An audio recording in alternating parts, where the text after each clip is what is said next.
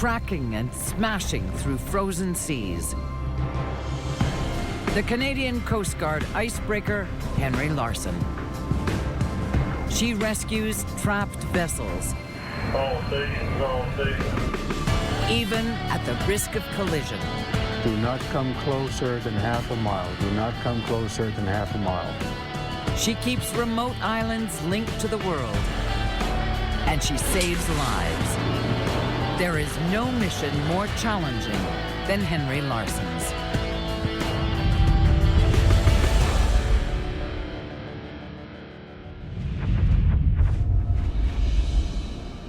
The frigid North Atlantic off the northeast coast of Newfoundland. This is the domain of the Canadian Coast Guard icebreaker, Henry Larson. A fighter. She can punch through ice that is 3 meters thick. Ships caught in the frozen sea depend on her for rescue, for survival. She patrols a rugged coast, bringing commercial ships and fishing boats through ice that can trap and crush them without her help. Today, she docks in Botwood, a small outport of 3,300 people. And then she'll head back out under the command of Captain John Van Thiel, a veteran mariner.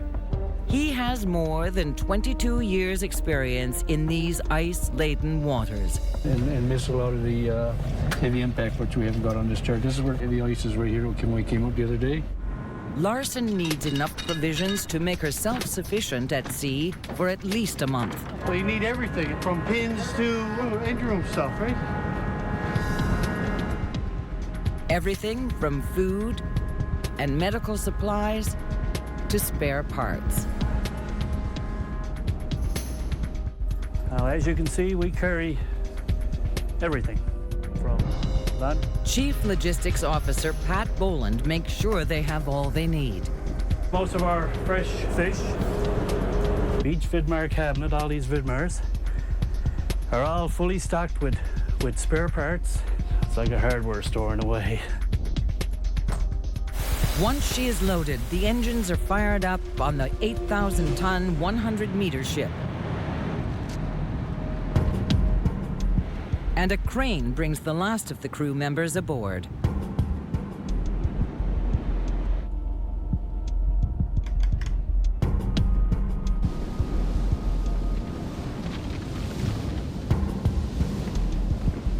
It takes real power to get clear of the icebound dock. The 450-kilowatt thrusters blow nearly 7,000 liters of air per minute out openings in the ship's bow. Larson powers through the ice on her way to Fogo Island. She can achieve a top speed of 16 knots. The icebreaker has a regular mission to keep the vital Fogo Island ferry moving. It's more than 100 kilometers away, and they have to get there for her next run.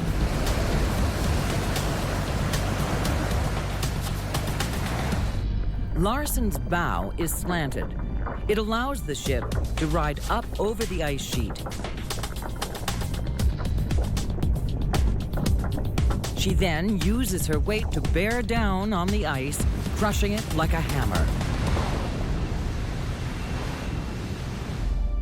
Second Officer Natasha Field charts the course to Fogo. The island is harsh, remote, and beautiful. People have carved out a life here for centuries. They have one vital link with the rest of the world, MV Beaumont Hamel, the Fogo Island Ferry.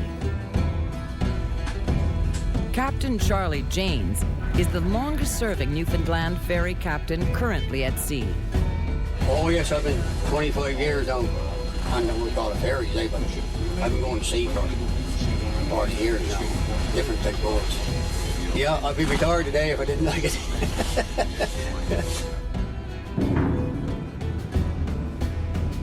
Everything goes by ferry to the island. People, vehicles, manufactured goods and supplies. All the things islanders depend on. Beaumont Hamel does 5 trips a day. However, she can't do it without Larsen to clear a way through the ice. He's loading now, so I'll just get myself settled in this area and just wait for him to come up, and once he starts moving, we're going to start moving slowly ahead and let him settle in behind me.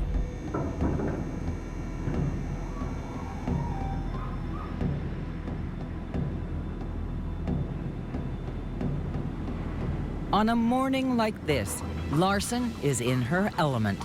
Even though the crisp northern night has frozen the channel solid, the icebreaker will keep the ferry on schedule.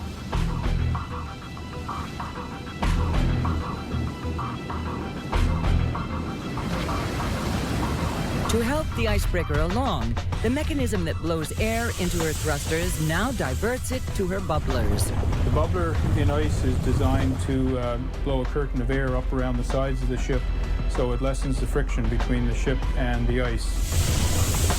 There are 66 nozzles in the Larsen's bow and sides, just below the waterline. The air creates a cushion between the hull and the ice. With its help, she can travel 10% faster. The ferry docks at the Change Islands, halfway through her trip. From this point on, she's on her own. All the ferry docks are in water too shallow for the icebreaker. On board Larsen, Denis Lambert studies the latest ice tracking information. Lambert is the ship's ice observer, or ice pick. Satellite data tells him where the ice is all up the coast. With the radar sat image there, you know where the ice is located, but it's hard to tell what ice type it is. The ice pick will have to see the ice for himself. From Larsen's secret weapon, a twin-engine helicopter.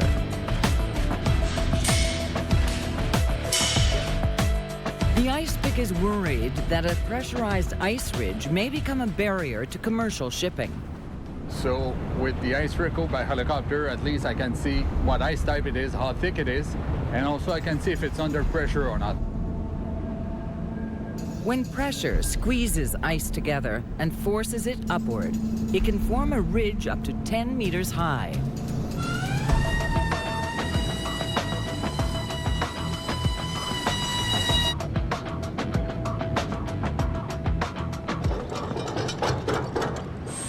Power, second in command of the ship, becomes the flight deck officer.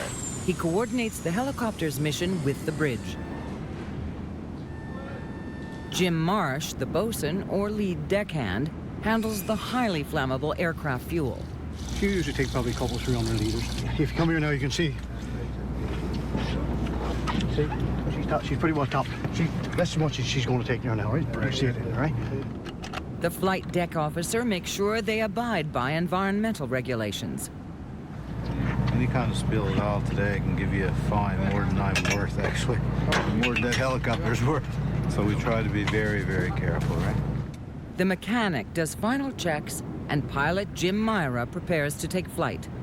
The captain wants us to do a 50 or 75 mile ice reconnaissance around the area just to see what the ice conditions are like.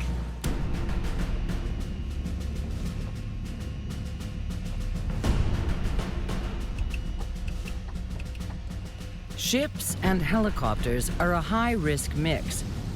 It takes extra skill to take off or land because the wind swirling around the icebreaker is treacherous. Myra contends with that and with the effect of taking off from a moving platform.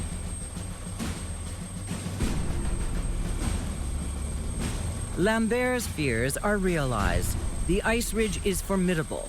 Last week we got 2 storms and it just brought all this ice and just piled it in almost a wall of ice for about maybe a kilometer wide, maybe 15 to 20 feet thick. The reconnaissance team spots a vessel trapped in the ice. Larsen has to get to her quickly. Night is falling, and the crushing ice is moving in.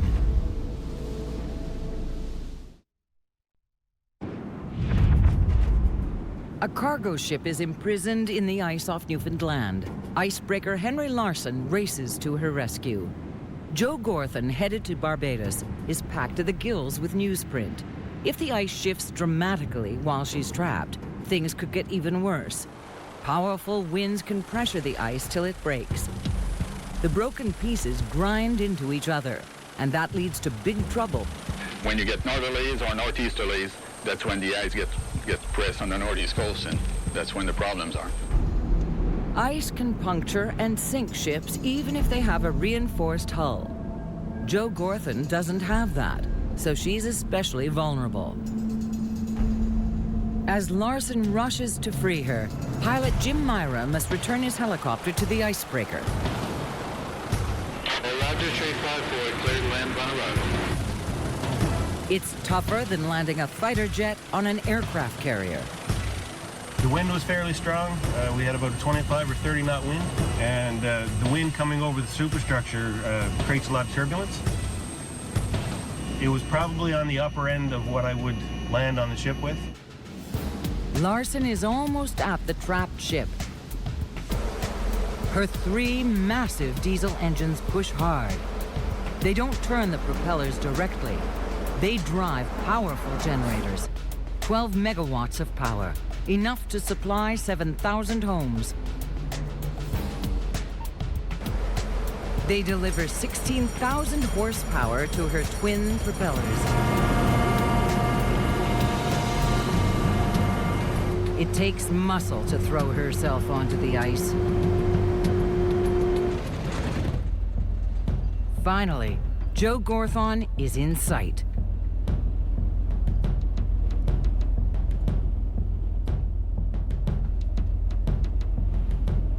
Midships, yeah, leave your wheel in midships.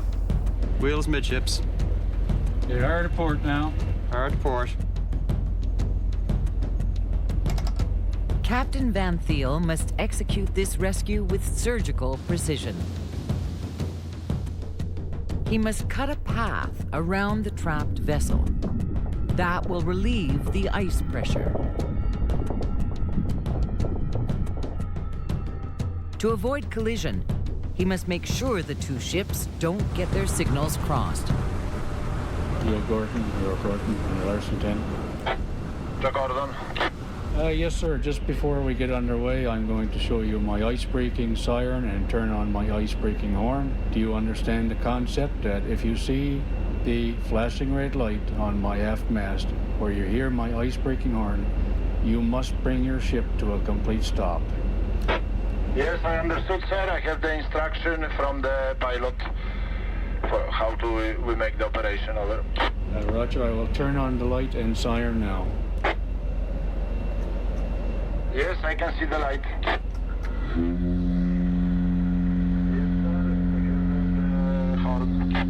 We have to understand each other 100%.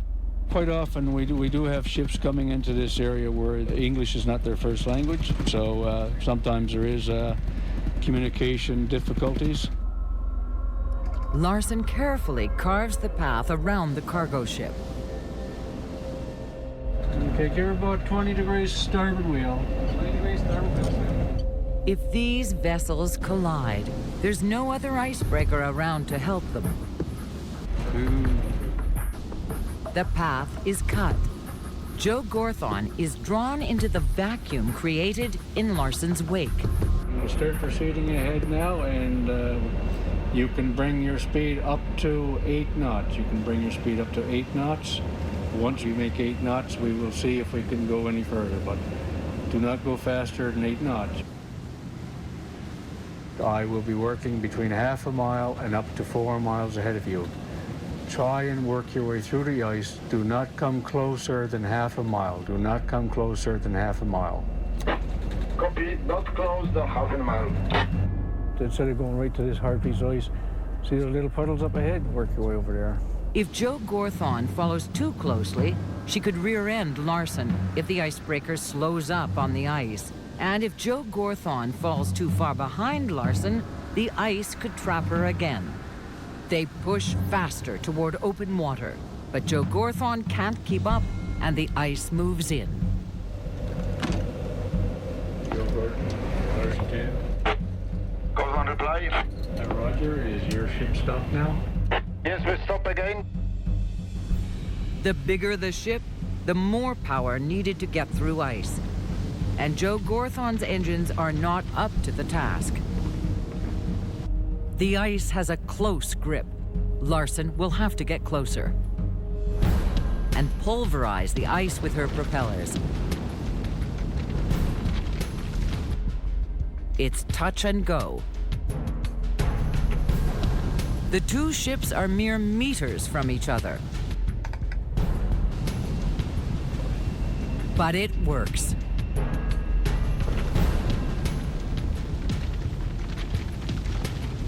Joe Gorthon is safely in open water. Her crew no doubt eager for their Caribbean destination. Thank you very much, sir. This is the great. It's getting dark. And Larsen has to get back to Fogo Island and her routine escort of the ferry. But nothing is ever routine for an icebreaker.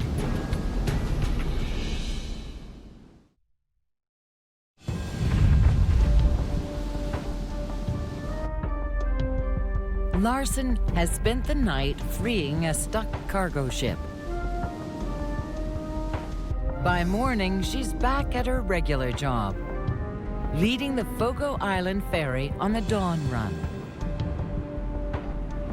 Once we make the first crossing with you, we'll probably make a second one, and that'll open up the track for you, and hopefully you'll be able to make the rest of the day's crossing on your own.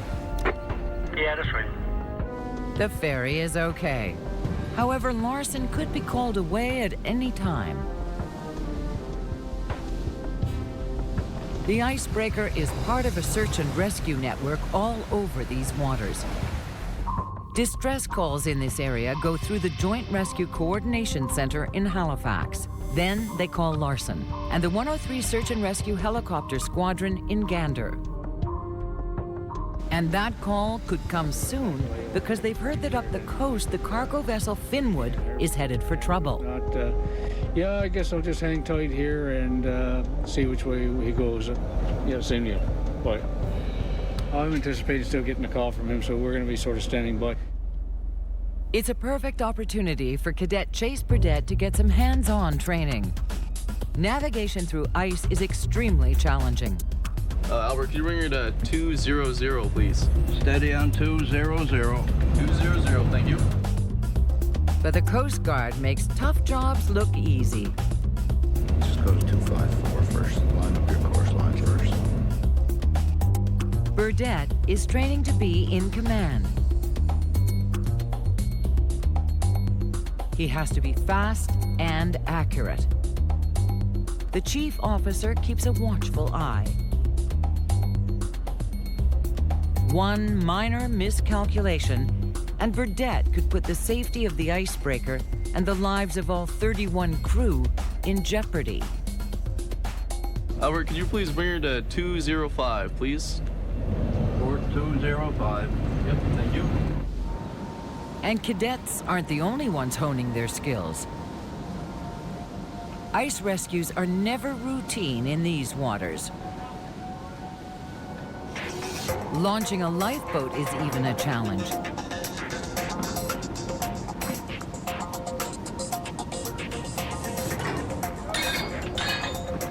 The crew practices lowering the lifeboat gently. If they ever evacuate on ice, they can't just drop it. It would hit the frozen water like concrete and smash to bits. Enclosed lifeboats can be dangerous, even in a drill. Last year, 21 people were overcome by engine exhaust in a similar exercise. Starboard lifeboat, Kevin, whenever you're ready. Now you can come alongside her, please.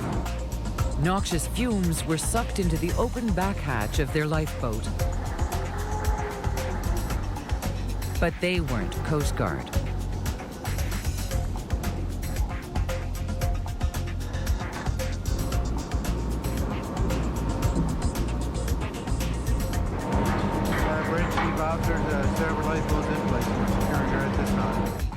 The lifeboat is secured, but the drills aren't over.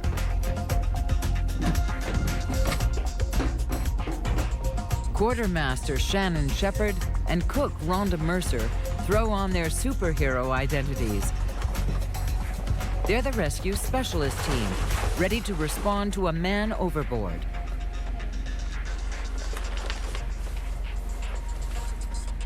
Without a survival suit, the North Atlantic will kill within minutes.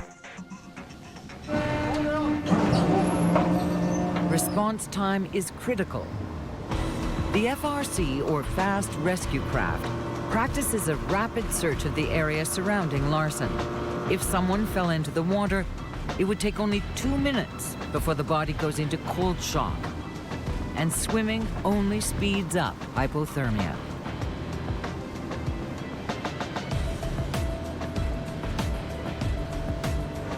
If the FRC hits ice, the collision could kill. That's why they drill, drill, and drill again.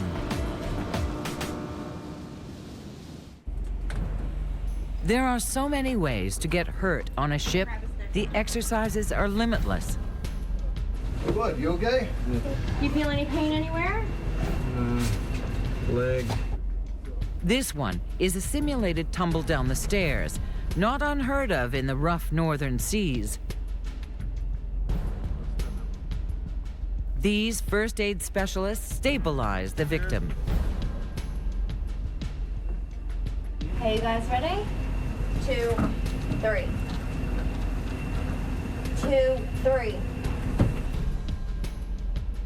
Worst is behind you.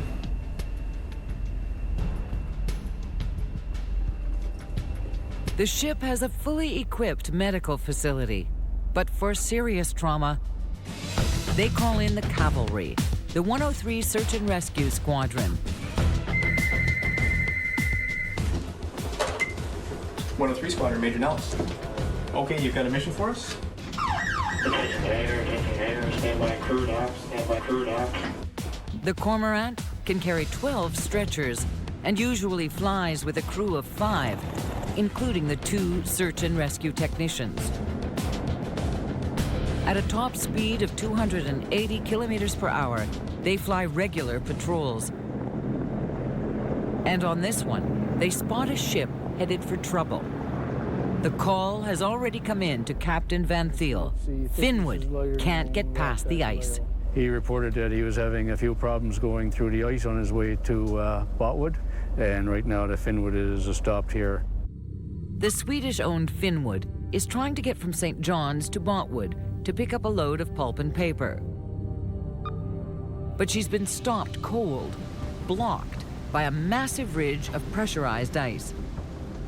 Now the winds are northerly and they just press the ice against the coast and makes it much, much harder. Strong winds and currents created the pressure ridge. And conditions are not going to get better. There's a storm on the way. 25 degrees port wheel, sir.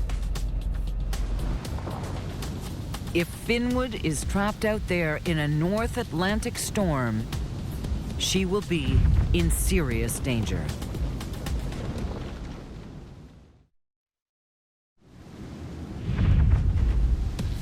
Henry Larson is on a mission to rescue the trapped cargo ship Finnwood. Finnwood has been making her way slowly through ice-clogged seas north of Newfoundland. So we're hoping to hook up with the Finnwood's track and then get ahead and start commencing our escort. Finnwood is up against a massive barrier. A ridge of pressurized ice, 3 kilometers wide, blocking her way to Botwood. Once you get into that loose track up ahead, you'll probably be able to follow it right up to them.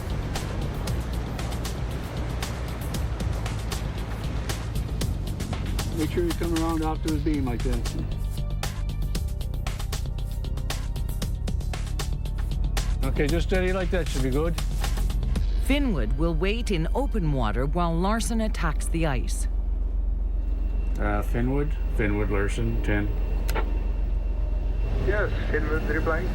Yes, sir. Just to let you know that we have to go into Botwood Harbor to break up the ice. It's okay, by me, you can talk. Roger, I'll be passing on your port side. Passing on your port side. Larsen lunges at the ice ridge. She won't be able to open a path for Finnwood very easily. Larsen's ice hazard radar shows highly detailed images of the ridge. Put a lot of snow cover, and as you can see ahead of us, there's a lot of buildup of ice piled up. A lot of ridging up ahead of us. The radar detects weak targets in the ice. That helps Larsen cut an opening using a herringbone technique.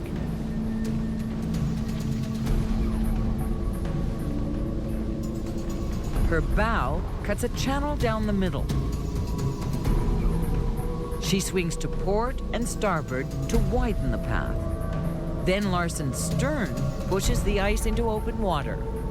And depending on the ice conditions, this could take us anywhere from a couple hours to 12 hours. And we're hoping to make good headlong progress and try and get into the fast ice before the sun sets. It's an enormous job. The submerged part of a pressure ridge can be up to 5 times as thick as what's above the surface. Nightfall. Captain Van Thiel is still smashing his way through ice, and he won't give up. If the storm hits before the path is cut, all his work could be undone. 13 hours later, the icebreaker has carved a channel and contacts the cargo ship. We have made a track through the pressurized ice. You can now proceed. But it might not be that easy. Captain Van Thiel is concerned the path won't be wide enough at a critical turn.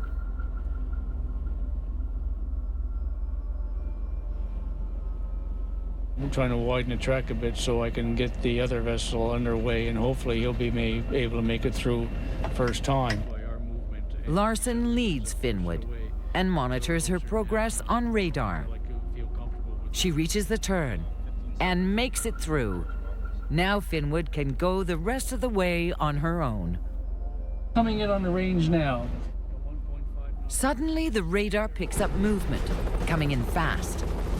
103 Search and Rescue Squadron from Gander springs a surprise drill on Larsen. It's designed to keep both crews on high alert.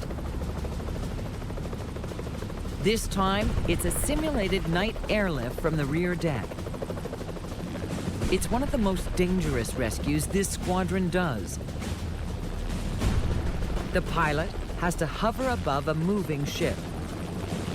As he puts people down the hoist, he has to avoid the masts and wires that could pull his chopper out of the sky if they get tangled up.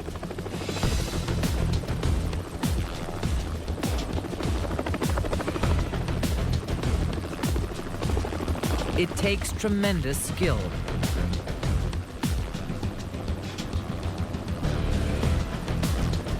There's a powerful downwash from the cormorant's rotor.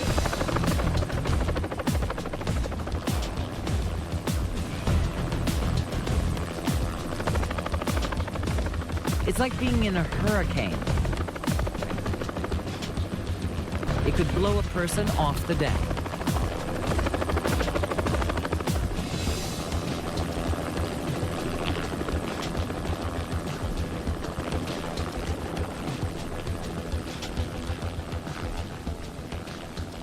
Mission accomplished. But there are urgent matters that only Larsen can handle. The storm that was forecast is almost here. Larsen must speed ahead to Fogo Island, where she's about to face her most challenging ferry escort of the year.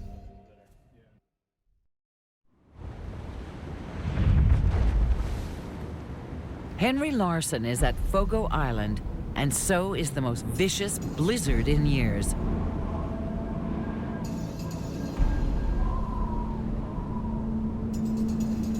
Larsen is here to escort the island's ferry to the mainland, because there's no way the ferry can cross alone. Yeah, So these conditions are really beyond his limits. The winds are hurricane force, up to 130 kilometers an hour. They're blowing snow and moving ice that has stopped the Fogo Island ferry dead in its tracks. They have to wait out the storm. The next morning, things aren't much better, but the islanders need the ferry to cross today.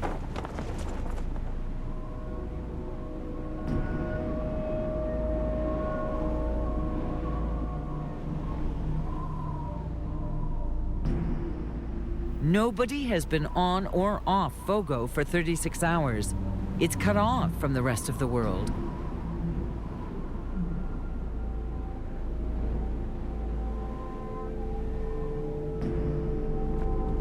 The wind drops slightly and is forecast to drop even more.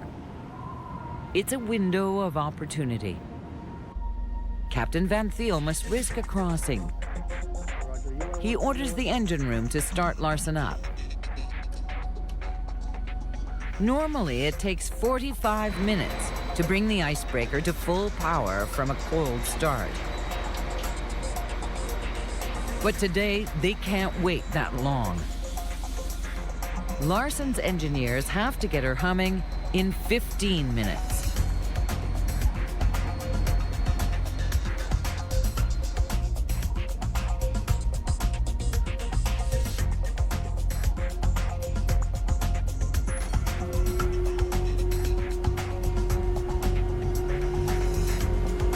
Ice is the harshest of marine environments. Every key link in the ship's operation must be double-checked. Survival depends on the rudder, propellers, and engines being in top condition. Hard to starboard. While Larsen gears up for her battle with the blizzard, the Fogo Islanders board the ferry.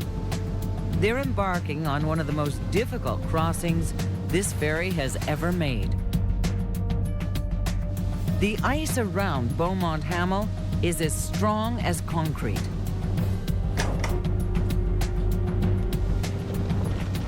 But the icebreaker's propellers are stronger.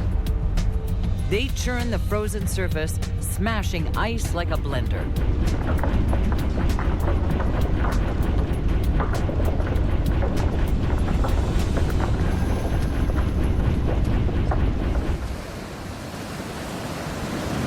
If I go in and I use too much horsepower, what it'll do, it'll pile up the snow and almost cause a dam right in front of them, just the same as the city plow dumping a bunch of snow in front of your driveway. Larsen's hull is now only a few meters from the rocky bottom. If the propellers hit it, the ship's propulsion system could be damaged. I can only back so far towards the dock because the limited depth off the dock only allows my props to get so close, so I've allowed myself 3 to 4 meters of leeway. The next 14 kilometers will be the toughest ferry run these two ships have ever tried.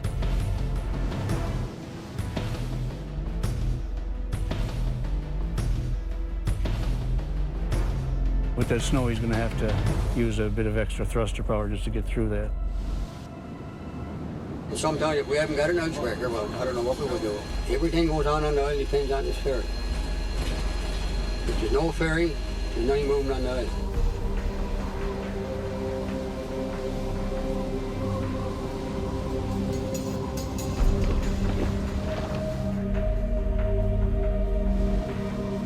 Captain Janes and Captain Van Thiel have 60 years at sea between them. They'll need every minute of that experience today. The narrow channel that Larsen creates only stays open for a few minutes. Then the frozen water closes in and threatens to trap the ferry. The gale and the ice multiply the risk of two ships working so closely together. Wind just takes this one blows her back and forth, eh? One misstep in their dangerous dance and they'll collide.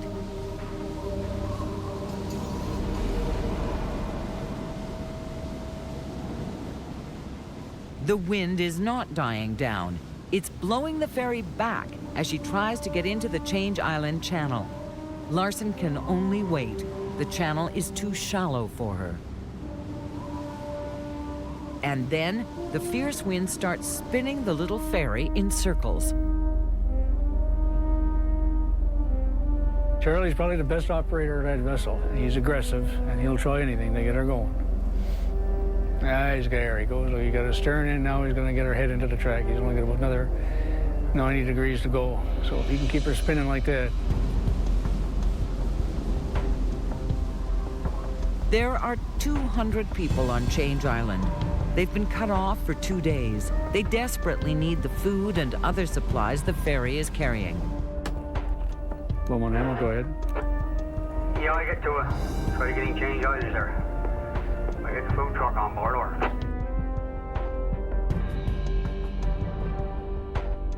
Since yesterday, 60 centimeters of snow have fallen, and that is making it difficult to get into the dock.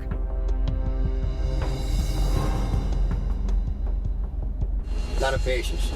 It wears you out. As long as you got patience, you'll good out. Finally, the food truck rolls onto the dock.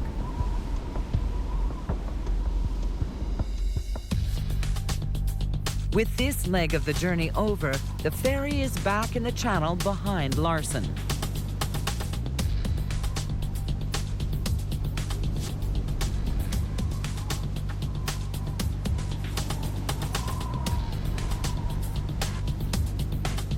Captain Janes has to fight the harsh winter winds that threaten to push him off course.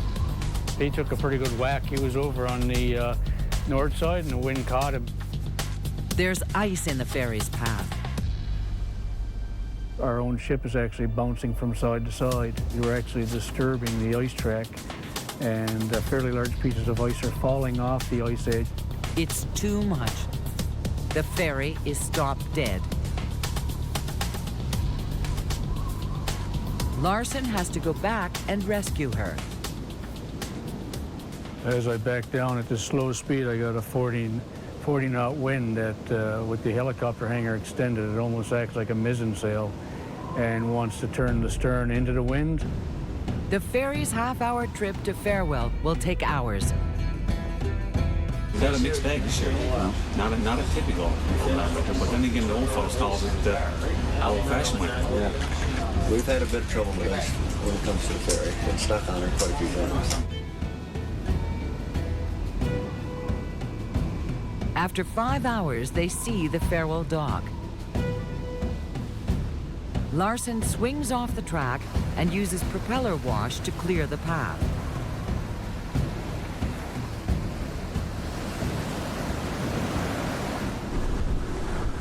But the ferry has to ram over and over to reach the storm-battered dock. Captain Janes has some tricks up his sleeve. He spins his propellers in opposite directions to shift the ice from the ferry's path. Usually when I'm backing off or doing it, I do 28 and one stern. That way a little bit on her keeps her coming working her way back. But anyhow, that's the way I do it. Yeah, just under 5 hours, we had the crossing from Fogo to Farewell. If I'd known in advance what the wind conditions are like, I don't think we wouldn't have made an attempt to carry out the crossing. And they still have to get back to Fogo before dark.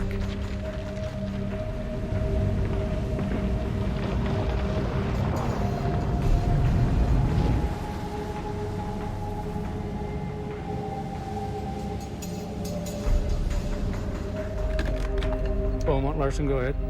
I guess this will be the last trip for today, over? Yeah, roger. And the forecast for tomorrow looks quite favorable. Yeah, that's right. Yeah, should look a little more better tomorrow. Night falls, and the two battle-scarred ships sail into Fogo. A return journey that usually takes 90 minutes has taken 7 exhausting hours. But the icebreaker has no time to rest. A report of 2 longliners stuck in ice about 9 miles northwest of Tulingate. and they're about a mile into the ice. The fishing boats have thin, fragile hulls that won't withstand the grinding ice, and that ice is closing in. The only ship that can help them is Larsen.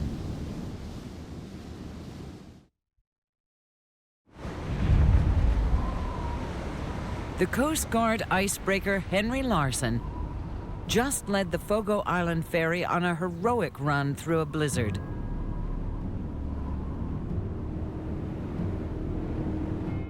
There's barely been time to breathe.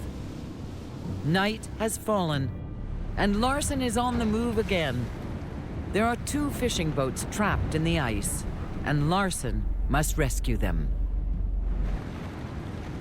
We had 2 longliners beset in ice. They were about 9 miles northwest of Twillingate Long Point. This isn't like her other rescues. Fishing boats are small. They're vulnerable. And the darkness adds to the danger. Captain Van Thiel keeps the lights off on the bridge to give him better night vision. Okay, you can start easing her back to 285 now. Back to 285. The ice can rip open the thin hull on either of the longliners and cause catastrophic flooding. Or it can make the boat unstable so it rolls over. Even north of Fogo, that's still blocked off too, over? Yep, looks like the water's just behind you, so I think the best bet, I'll bring this fellow out to the water and I'll come down and get you. Okay, thanks for that. Longliners use stabilizers, long poles that hang out from their sides to steady themselves in rolling seas. I advise both longliners, if they had the stabilizer bars, to please put them up in a stowed position. Larsen won't hit the stabilizers if they're up, but her approach could push crushing ice at the fishing boats, even from a distance. That could be as devastating as a collision.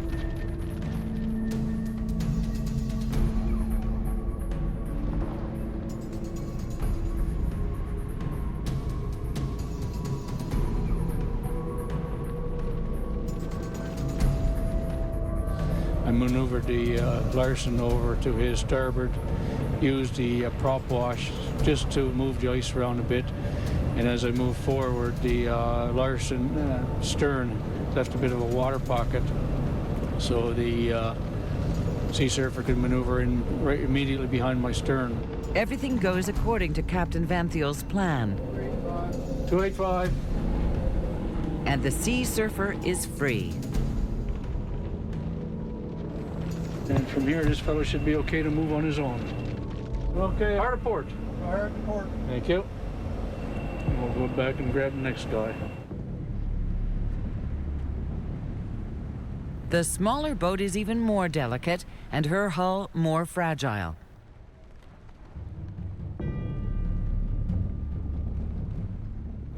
Biggest concern for these guys is pushing ice down on their prop. If there is a large piece of ice between us and him, I got to make sure that I don't drive that ice in towards his propulsion system. Or next thing, we'll have a tow job.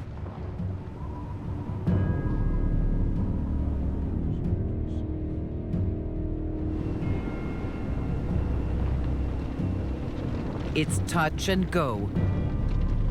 And half an hour later, the second boat is free. Captain Van Thiel updates them on the surrounding ice conditions.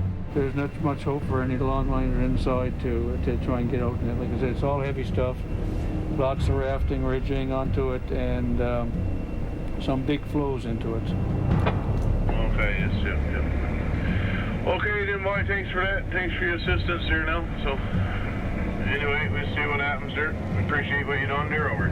The same to you, and take care, and I guess you guys will just have to settle back for a few days, see what happens to the ice.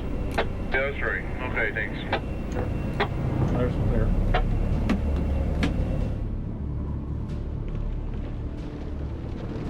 The last few days have been grueling, but Larsen has done her job well. Her crew has earned a break. And it's coming up. Their 28-day long tour of duty is over. Larsen carries them home to Botwood. And a month of civilian life. Guys, see how light a professional packs? But for the icebreaker, civilian life never comes. Another captain and another crew board. And Henry Larson goes back to her relentless battle with the ice.